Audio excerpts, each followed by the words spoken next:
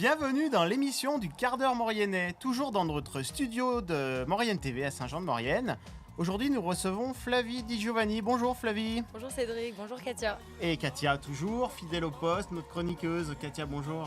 Bonjour Cédric, Ça va ? bonjour Flavie. Voilà. Alors aujourd'hui, nous recevons donc une membre du festival Décapadio d'Aiguebelle. Exactement. Voilà. Alors Décapadio, on rappelle qui vous êtes. 3 années, troisième édition d'existence.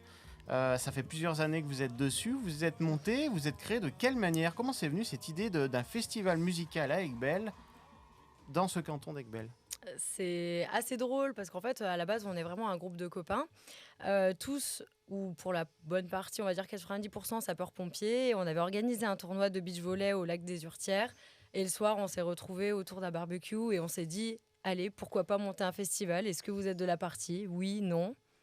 Moi, je pensais que ça allait jamais se faire. Et finalement, on est à la 3e édition. Alors, qui sont les membres ? Alors, un noyau dur, 7 personnes, j'ai compris, C'est et ça. une centaine d'aidants, de bénévoles au moment de la fête.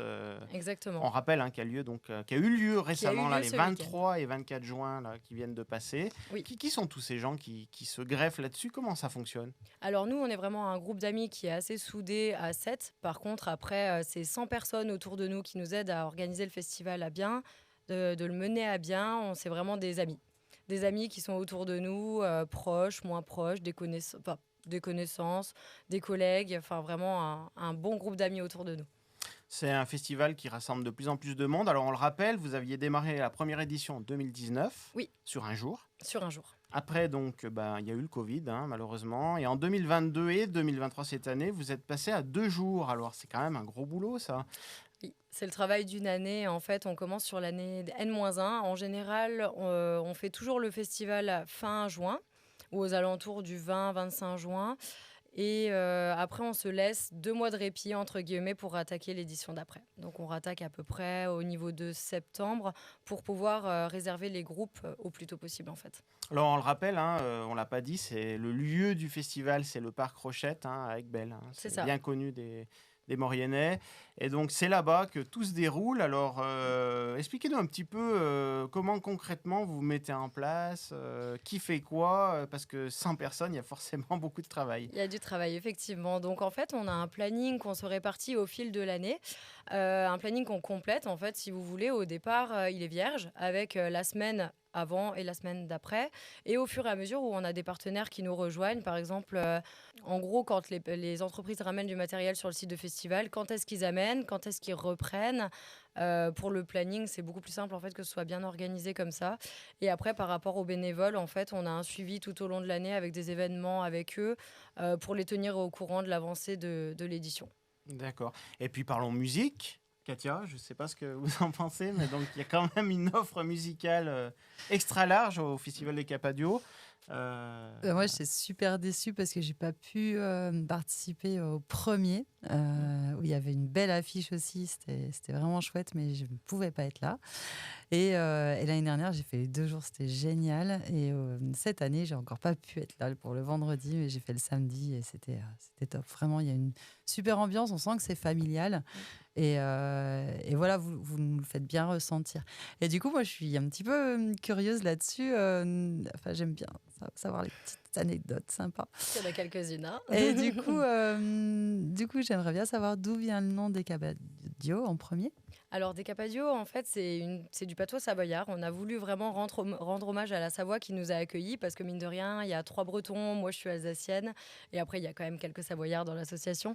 Mais du coup, on a voulu rendre hommage à cette région qui nous a un peu acceptés, on va dire. Et du coup, on a trouvé un mot de patois savoyard. Donc, le décapadio, c'est une personne, en fait, qui est très peu habile de ses mains et qui décroche les duos dans les caves ou dans les greniers des maisons. Et en fait, c'est une personne qui se prend pas du tout au sérieux et c'est l'idée de notre festival. Top. Ouais, ça représente bien. Ça représente plutôt pas mal. C'est pas mal, en effet. C'est ça. Et du coup, j'ai une petite info un peu particulière. J'aurais entendu dire qu'avant Décapadio, il y avait des soirées privées et c'est de là que sortait un petit peu, parce que bon, nous a parlé de la genèse avec ce tournoi de beach volley, mais apparemment, ça se faisait. Il y avait déjà des festivals avant le Decapadio, quoi, en privé, quoi. C'est ça. En fait, c'était plutôt des petits événements qu'on organisait un peu chacun chez les autres.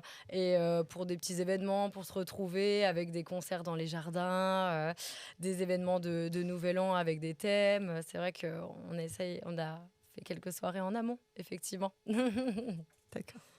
Voilà. Et puis alors la musique en elle-même, donc alors qui cherche les groupes, comment ça fonctionne, comment vous faites appel un peu parce que quand même il y a de la musique de qualité. On peut rappeler peut-être déjà les styles musicaux. Hein. Alors les styles musicaux, nous on essaye vraiment de varier, d'avoir de tout style, hétéroclite pour vraiment toucher un maximum de personnes. Ça part de la pop, de la funk, du reggae.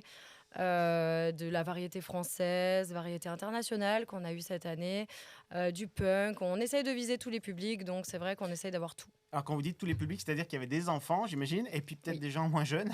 Oui, et puis pour la petite anecdote, dans nos bénévoles, on avait 4 générations. Ah oui. Ouais, 4 générations de bénévoles où les bénévoles allaient de 8 à 87 ou 88 ans, je crois, de tête. Ouais. Et c'est toute la famille de Florent. Beau rassemblement intergénérationnel, hein, finalement. C'est ça. Voilà. Et puis, du côté du fonctionnement, j'imagine qu'il y a quand même une mise en place coûteuse, hein, qu'il faut financer tout ça. Comment vous y prenez à l'avance, j'imagine, des dossiers de subvention, c'est ça. Alors, des aides. Du coup, ça tombe bien. Ça, je peux en parler assez facilement puisque du coup, c'est mon domaine, moi, vu que je suis secrétaire de l'association. Donc, en fait, on a pas mal de dossiers de demande de subvention à faire sur l'année N-1 du festival. Donc, en général, ça se clôture à partir de janvier. Et notamment région, département, tout ça, c'est vraiment des dossiers bien complets à remplir. Et c'est vrai que ça s'est fait l'année d'avant. D'accord. Et puis, des partenaires privés qui vous aident. Oui. Voilà. Et puis, donc, une offre restauration. Alors, si j'ai bien compris, chaque année, chaque festival a son lot de nouveautés. Cette année, c'était axé plutôt sur la restauration. La restauration. Donc, en fait, l'année dernière, on avait proposé un petit festival de food truck, entre guillemets, où on en avait plusieurs qui nous proposaient plusieurs types de plats et de desserts pour pas que ce soit très rébarbatif pour les festivaliers. Et là, cette année, on a pris le choix de tout faire nous-mêmes. Donc, cuisine faite maison. Je vous assure que j'ai mis je ne sais pas combien de d'eau à chauffer le jeudi après-midi. Mais c'est vrai qu'on a essayé de faire tout nous-mêmes avec des produits locaux et qui viennent de pas plus de 20 minutes du site du festival. Et puis donc, vous avez associé 2 restaurants, je crois, dans tout ça. On l'a pas dit, mais c'est oui, donc, c'est ça. Deux ou trois, il me semble. Voilà, ouais. qui travaillent ensemble. Qui travaillent ensemble, qui ont l'habitude de travailler ensemble. Et ça a été eux, nos mentors pour la restauration. Effectivement, on prenait conseil auprès d'eux. Et puis je crois qu'il y a eu plein d'autres animations, hein, des tombolas. Il y a même eu, je crois, une école, non Katia, tu as peut-être plus de détails, toi, sur... Oui, alors c'est vrai que moi, ce que j'aime bien dans ce festival, c'est très familial. Et à chaque fois, ils mettent en avant les associations. Ils essayent vraiment d'inviter des associations à leur festival. Et Flavie, tu pourras peut-être nous dire la première édition. En plus, c'était bien particulier.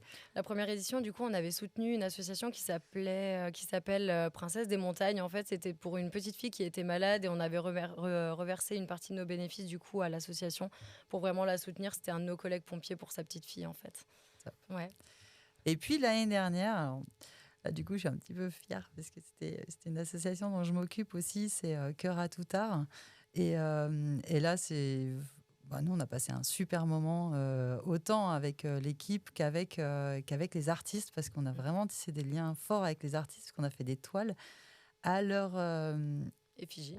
Ouais, à leur couleur, en fait. Ouais. C'est vrai qu'on avait 2 artistes dans l'association qui ont préparé des toiles aux couleurs des artistes. Et puis après, en fait, on avait convenu avec le festival pour rembourser nos frais, de faire une tombola et puis de faire participer en fait tous les festivaliers à venir peindre la toile.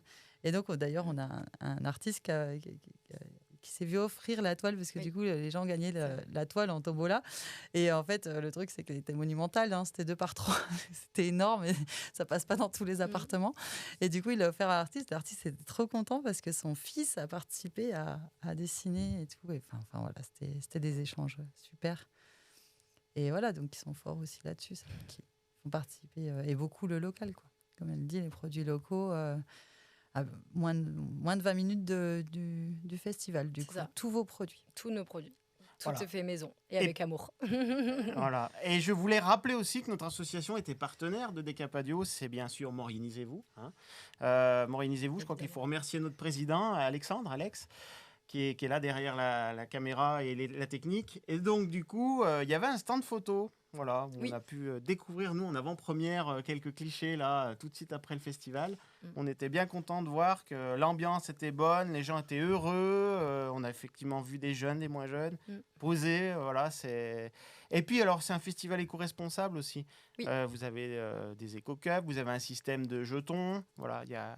On essaie vraiment de faire attention à ça parce que c'est vrai que ça peut vite entraîner pas mal de choses, les échanges d'argent, tout ça. Donc on a vraiment un endroit dédié aux échanges d'argent. Et après, pour tout ce qui est éco-responsable, on essaye de faire le tri sur le festival.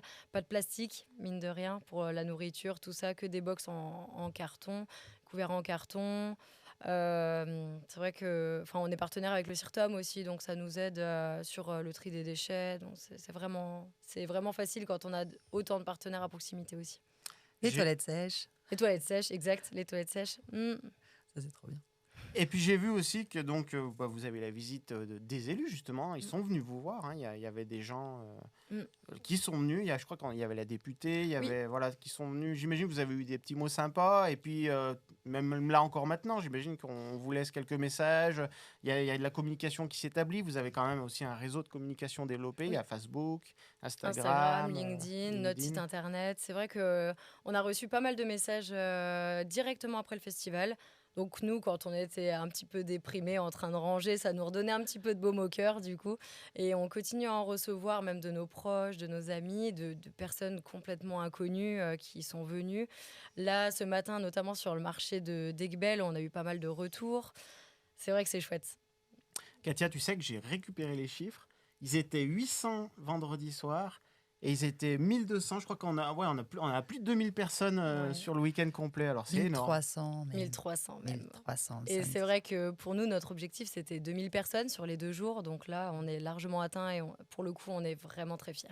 Vous avez l'origine des gens qui vous visitent. Il y a des Mauriennais, mais des gens d'ailleurs, peut-être. Alors, on a essayé de faire un petit check-up au niveau de l'entrée. Je vous avoue que sur les coups de rush, c'était compliqué, forcément. On a eu du gens du Sud, on a eu des gens de Montpellier, on a eu des Mauriennais, on a eu des Chambériens, un petit peu d'Albertville. C'est vraiment de partout et d'ailleurs, quoi. De Bretagne, d'Alsace. Ouais. Voilà, on pourrait vraiment rien faire sans nos partenaires, sans nos bénévoles, c'est vraiment toute une question de cohésion de groupe et ça c'est chouette. Eh ben, écoutez, Flavie, on vous remercie. On souhaite au Festival des Decapadio donc un bon bilan déjà, déjà. Oui. Et puis une bonne continuation et on est sûr qu'on vous retrouvera très très prochainement. J'espère. Voilà. Et puis moi, ce que je vous propose, Katia, c'est une petite minute mauriennaise pour clôturer ce quart d'heure mauriennais, parce que je crois qu'il y a quelques nouvelles à annoncer encore et toujours. Et du coup, dans la minute mauriennaise, j'essaye toujours d'apporter un plus en fait au sujet. Et là, le sujet, c'est la musique, les festivals, les concerts. J'adore ça. Et c'est vrai que pour chercher les infos, c'est parfois compliqué, parce qu'en plus, il y en a énormément en Maurienne et on ne sait pas tout ce qui se passe. Il y a énormément de têtes d'affiche, il y a de nombreux concerts qui se déroulent dans toute la Maurienne. Oui, l'offre musicale est très très vaste et variée. En fin de compte, si on cherche, on trouve énormément de choses variées. Et en plus, on en parlait dans un autre quart d'heure mauriennais. On a des écoles de musique qui nous fabriquent des artistes à tout va et du coup, ils se déchaînent après. Ils font des bons groupes. Donc du coup, pour trouver tout ça, moi j'ai plusieurs sources, donc je vais vous les partager. Je vais sur le site de Maurienne Tourisme où il y a l'agenda. On peut avoir là l'agenda de tous les festivals. Après, au niveau des concerts, il y a les sites des offices de tourisme qui en relaient pas mal. Il y a Facebook avec la page Concerts en Maurienne. Après, il y a aussi toutes les pages des endroits où il se passe des concerts. Donc, j'en ai 2-3 à vous nommer. Donc, il y a la Source Maltais à Saint-Jean, il y a le Rock and Beer à Val-Fréjus, vraiment super prog. Le Chardon Bleu à Lens-le-Villard. Un air de bar au Bourget, il y a le Mastrock à Valloire, bien sûr. Il y a aussi le bowling et le bar des Alpes à la Toussuire. Il y a le studio à Randan. Gros partenaire de Decapadio aussi. Oui, je voulais terminer là-dessus. Parce que du coup, c'est le petit clin d'œil à Decapadio parce que c'est le territoire, quoi. C'est Randan, c'est à côté d'Aiguebelle. Et c'est un bel endroit aussi avec une petite programmation sympathique. Voilà. Et ben voilà, nous clôturons donc cette minute mauriennaise en remerciant bien sûr notre partenaire, la 3CMA, notre chroniqueuse Katia et évidemment notre invitée, Flavie. Voilà, merci d'être venue nous voir. Merci. Et puis on remercie bien sûr l'équipe technique avec Gilbert à la caméra, Alex et Laurent à la technique. Et on se retrouve très bientôt dans une prochaine émission, un prochain quart d'heure mauriennais. Merci pour votre fidélité et à bientôt.